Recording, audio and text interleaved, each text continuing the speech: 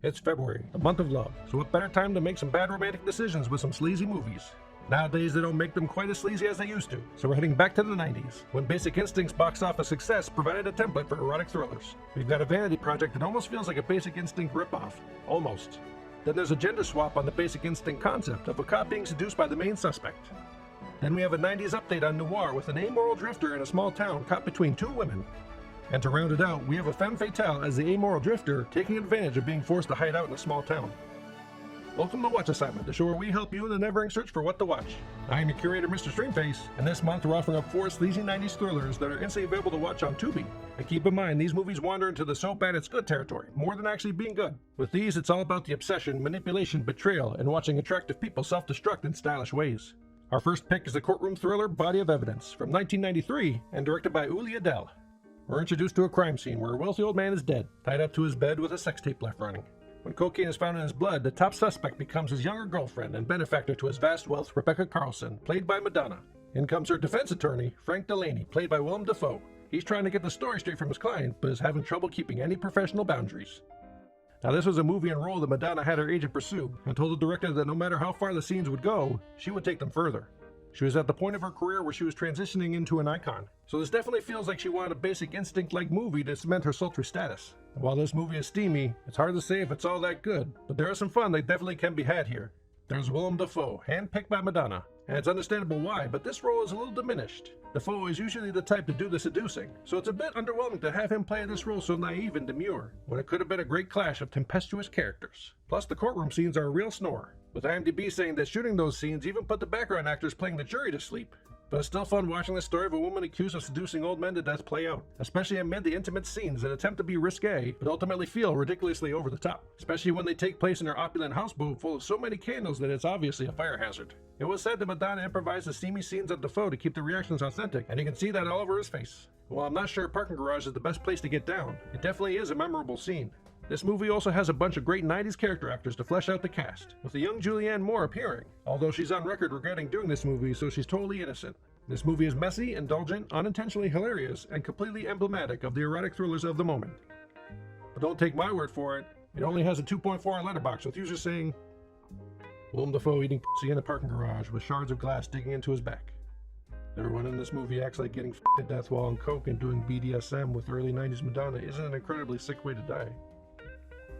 Our second pick is the pulpy Angel of Desire, aka Criminal Passion, from 1994 and directed by Donna Deitch. The movie opens on the murder of a ballerina, with Detective Melanie Hudson arriving on the crime scene and wanting to work on the case with her former boyfriend Nathan, who's also a detective.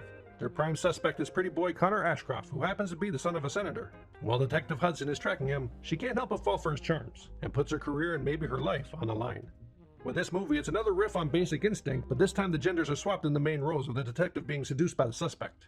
And Detective Hudson, played with steely intensity by Joan Severance, really makes some bad decisions succumbing to the lure of Ashcroft, played with an equally steely intensity by John Allen Nelson, who you might recognize from Killer Clowns from Outer Space. Here though, he's almost looking like a retro Glenn Powell and oozing with smarmy charm.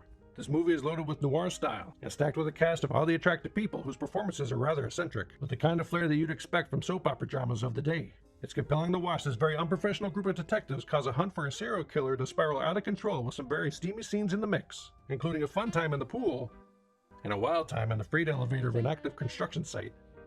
It's all style over substance and is unsubtle, unrealistic, and is definitely unrestrained, which is why it's such a charmer. But don't take my word for it, it has a 2.8 on Letterboxd, with users saying, dumb and sleazy but so stylish that I can't get mad at it. I usually love Joan, but evidently she wasn't put on this earth to play detective. The best underwater sex scene outside of my Flipper fanfiction.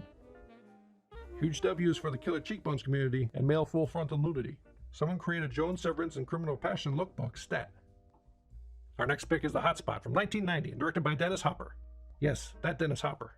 We're introduced to Harry Maddox, played by Don Johnson, as he drifts into a small Texas town where he instantly charms his way into a job as a car salesman. He also notices that the local bank is quite vulnerable and eyes it as an easy job. But Maddox can't help but have his attention divided by the seemingly innocent Gloria Harper, played by Jennifer Connelly, who works in the dealership's loan office, while also being tempted by the sultry Dolly Harshaw, played by Virginia Madsen, who's the wife of the dealership's owner. While the town might be small, it contains more than enough trouble for Maddox to get mixed up in. Now with this movie, we get an update on classic noirs that predates the hype of Basic Instinct. It rides on the wave of 80s neo-noirs like Body Heat or Body Double. Plus it's based on a novel from the 50s, so it has that classic noir feel with updated style and a bit of sweltering sleaze. Don Johnson plays Maddox perfectly, smart, arrogant, and constantly trying to put one over on the town, but always seems a step behind the mess he's creating. And the contrast of Dolly's classic femme fatale against the sweetly kind Gloria is perfect. They're almost the two sides of Maddox, where he feels like he might be able to escape and have some redemption, but he secretly knows that might never be an option for him. Also, we have another movie with a plethora of character actors really fleshing out the town. It's all about atmosphere with this one. Pure sweat-drenched temptation, showing this style existed before the trend exploded and why it was so easy for the 90s to run with it. But don't take my word for it, it has a 3.3 on Letterboxd with users saying, Dennis Hopper's hot and saucy little noir really grew on me as it progressed. Slow burn that might give you blue balls. Take the risk. Jennifer Connelly stole my heart. She'll steal your heart as well. Jennifer Connelly, please step on me. Our last pick is a sharply cynical The Last Seduction from 1994 and directed by John Dahl. We meet Bridget Gregory, played perfectly by Linda Fiorentino. She's the cutthroat lead of a telemarketing team, which would already be amoral enough, but when her scumbag husband, played by Bill Pullman, scores big on a drug deal, she can't help but rip him off and disappear into a small town under the pseudonym Wendy Croy, laying low while finding a new sucker to play as she figures out her next move. Now this movie flips the erotic thriller formula on its head, putting us in the perspective of a conniving and manipulative femme fatale as she breezes into a small town, and Fiorentino gives an all-timer performance with Wendy, using her intellect, sexuality, and sheer spite to bend everyone around her to her will. She's always 2 steps ahead of everyone else, including the audience, constantly adjusting her strategy to find a way to keep the money, ditch the husband, and avoid any consequence. Peter Berg is also great as Mike, the local barfly who thinks he's found the most exciting thing that's ever happened to him. And it's a comedic tragedy as Mike can't help but be played from the moment that Wendy clocks him as useful. The relationship is a brutal dynamic, as Mike keeps being led further astray by her manipulative charms. We have another film that's stuffed full of amazing character actors that makes this better than it already is.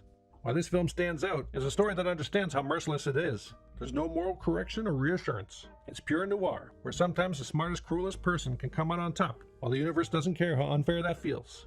It's absolutely ruthless in the best way possible. But don't take my word for it. It has a 3.6 on Letterboxd with users saying, if you take a drink every time Linda Fiorentino tells a guy to whip it out, you'll have 2 drinks and a nice evening at the movies. I think there'll probably be a few more seductions, to be honest.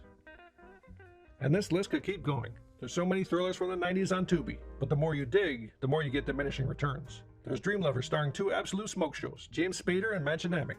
Before a movie starring those 2, it could have been more erotic and more thrilling.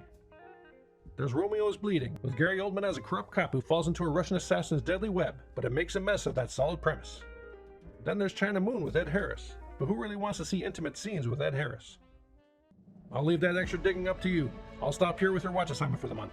Links for watching these films on Tubi are in the description below, so you have no excuse not to check them out, unless you're watching this video at a later date, and then who knows if they're still available. After you've finished your assignment, or if you've already seen these films, leave a comment below with your thoughts or ratings of the movies, and consider subscribing to see what free picks we'll have next month. Until then, happy streaming.